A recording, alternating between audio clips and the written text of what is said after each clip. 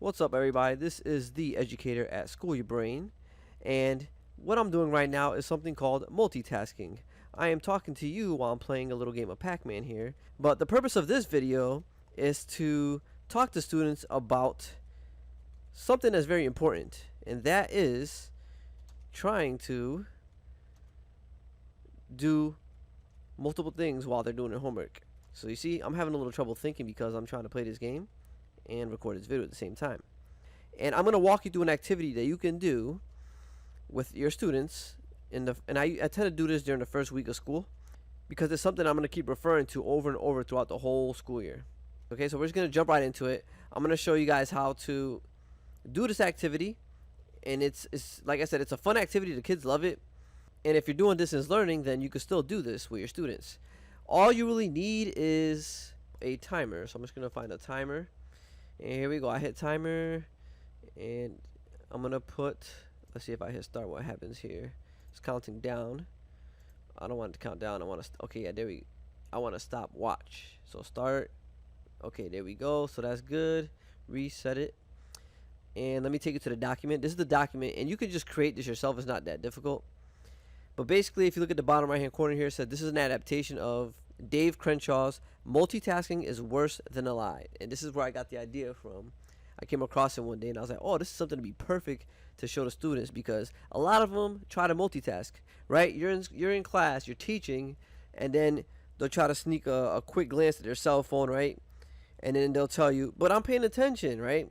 So this is kind of like to deal with those types of situations where, or they'll be talking to their friends, and but when I'm taking my notes though, right, they'll argue with you. When I'm still taking my notes, right, they do stuff like that to you when you're like, pay attention. But I am paying attention. I'm taking the notes. But you know that they're not mentally paying attention. They're not really, have their mind applied to what it is you're talking about, right? They're just worried about the task of writing down the notes, and they think that's enough to help them understand. So they're just kind of going through a task without really thinking deeply about what you're trying to explain.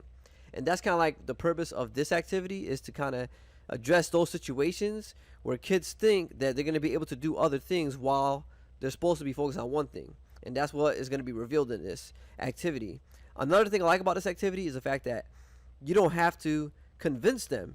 You're going to actually create data, and they're going to see for themselves, why multitasking is not going to work. So let's get started. Okay, so you see here we have the letter M, and we also have the number 1 here.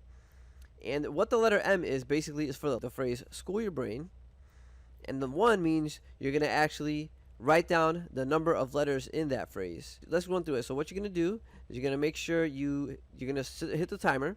So you're going to tell the kids, okay, or your students, you're going to tell them, all right, when I hit start, you're only going to work on the first section. So it might help to give it to them in separate sections if you want. Like, don't show them both together, because I've seen the mistake that the students do where they get confused because they see this and they think they're supposed to do something. So probably give it to them in 2 separate sections. Will probably be easier. Just a little tip. But you're gonna just remind them, and then make sure just double check with everybody. Say, everybody clear? And then try to have one of the kids tell you, repeat the directions back, because usually there's always someone that is kind of confused as to what they have to do. And you could even just model for them what they're gonna do. So actually do it. So like I said, you're gonna hit the timer. So we go to the timer. I'm gonna hit start, and then they're gonna write down school your brain here. And then you're going to write the numbers 1 through 15 after you finish the phrase. And then once you're done with those 2 tasks, you're going to go to your timer. When you look up, you're going to look at the timer, and you're going to write down how much time was left when you completed the activity. So let's get started. So let's pretend. I'm going to say, okay, you guys ready? And then you're going to say, yep. I'm like, you sure? You guys ready? I'm going to hit start. And then you're going to hit start. So I hit start. Timer's going. So I'm going to write down school your brain, and then the numbers 1 through 15. 1, 2, 3, 4, 5, 6, 7, 8, 9, 10, 11, 12, 13, 14, 15. Boom, I'm done. Look up. I got 18 seconds. All right, so that's my time. So I'll write down, okay, 19 seconds it took me for this first one. Now the second part is similar. The only difference is we're going to simulate multitasking. How do I simulate that? We're going to write down, for example, I'm going to write down the letter S. And then for every letter I write, I'm going to write down the corresponding number. And that's why we had the numbers 1 through 15, because there's 15 letters in the phrase school your brain. So you can change the phrase, put whatever phrase you want. You just got to make sure the numbers match the number, whatever number of letters there are in your phrase or sentence, whatever you wrote. Make sure that's how many numbers you're going to have them write out. So if I just have them write down, for example, just to make sure I'm clear, if I tell them, okay, we're only going to write down the word hello, well, that's 1, 2, 3, 4, 5 letters. So they're only going to write down the numbers 1 through 5. So, each letter corresponds with a number. All right, so here, to simulate multitasking, I'm going to put S, and then I'll put the number 1. Then I'll put C, then I'll put the number 2. And then I'll put H, and then the number 3, and dot, dot, dot, dot. Keep going, and then you're going to check your time. So I'm going to reset this. So I'm going to say, okay, is everybody ready? And then we're going to say go. Then I hit the start, and I'm going to start going. So S, 1, C, 2, H, 3, O, 4, O, 5, L, 6, Y, 7, O, 8, U, 9, R, 10, B, 11, R, 12, A, 13, I, 14, N, 15. Look up. Boom. 27 seconds. So it took me 27 seconds to do this activity. And now the kids are going to start thinking, they're going to notice that this activity was not as easy as the first activity. And this is where the discussion comes in. And I'll call on students, okay, so what'd you get for your time? What'd you guys discuss in your pair? And here's what you're gonna notice. There are 3 things that you're gonna come up with. All right, so we have 3 consequences of multitasking. So 3 consequences of multitasking. So they're gonna notice immediately that, right, it took longer. Another thing you're gonna notice is that students made more mistakes. So there's going to be, like, and I usually look for this. So as I go around the room, I'm looking for who made a mistake on their paper. And it actually looks like messier. Those are other things that I noticed too. So you kind of just notice those. But, that's the main thing is, like, the time. It took longer. You have mistakes. And then the other one they're going to say is stressful, right? So it was, you have more stress. Because you're going to hear kids, they're going to be like, ugh. Like, you're going to hear them, like, actually, like, vocalize the feelings that they're getting while doing this activity. And it's funny to me because this is going to segue into the next part where you're like, okay, so we had all these things, right? And again, you're not telling them. That's why I love this activity, because it's powerful that they experienced it. This is their conclusion, right? It took longer, made more mistakes, and it was a little more stressful.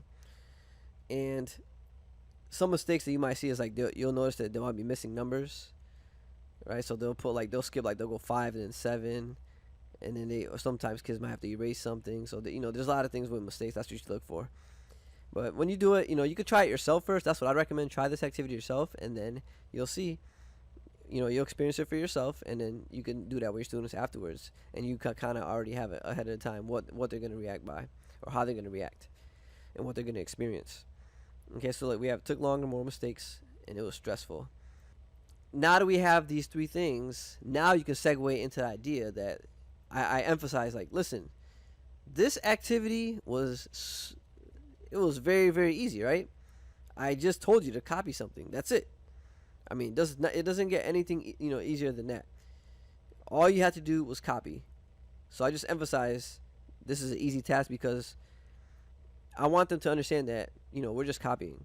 And if we move into something else now, like I tell them, because I teach mathematics, I'm like, okay, if we're doing a word problem and you're trying to multitask, or if I'm in front of the classroom and I'm explaining a very difficult concept, right, and you try to have a little side talk with your friend, or you try to look at your cell phone, right, you're doing something else instead of giving me 100% attention on the activity or task that you're doing, right, we're going to have these consequences. And again, think about how much more those consequences are going to be magnified. Think about it. Like I said, all you had to do was copy. You just copied, that's it. But if we're doing something that's much more complex, the highest level of thinking, which is critical thinking, you're really going to think about, like, how much more magnified those consequences are. Like, how much longer is it going to take? Right? How many more mistakes are you going to make? How much more stressful it'll be? Because if you experience this on such an easy task, imagine a really, really difficult one. So I really want them to understand that. And then you can make a poster of this somewhere, right? You can't multitask, or you have the kids create it, and remind them, from time to time, because you're gonna forget over time. You say, hey, remember that activity with multitasking? So that's one thing I like to do. So I do activities like this, and then that way I can kind of point back to it and be like, listen, remember that? Remember that what you experienced? It's gonna happen again. And then you could even mention things like, homework, when you're trying to do homework at home and you're watching TV. You think you're actually, it's gonna be much faster, but it's actually going to take you much, much longer than if you were to sit there, focus on your homework, get it done, and then separate that from actually watching TV. Is going to be much faster, right? Same thing with teaching, right? Like if I'm a teacher and if I'm at home grading papers while watching TV, it's the same thing. You think you're going to get things done faster, but you don't. It's always going to be true. And now that you've done this activity, I hope that this will bring light to it. If you didn't even know about multitasking, I hope you really learned about it, and I hope that experienced those effects. So definitely try this out again, this video, or do your own activity for your class. Make up your own phrase, and then try it out yourself to see and experience it. Well, I hope you learned something today. I'm Ramón Torres, the educator at School Your Brain. If you liked the video, if you learned something, make sure you hit the like button. Leave a comment as to what you experienced. And if there's any questions, just leave a comment, and then make sure you subscribe. Let's get this channel keep growing. I need your help. All right. Again, I'm Ramón Torres, educator at School Your Brain, and I'll see you guys the next time.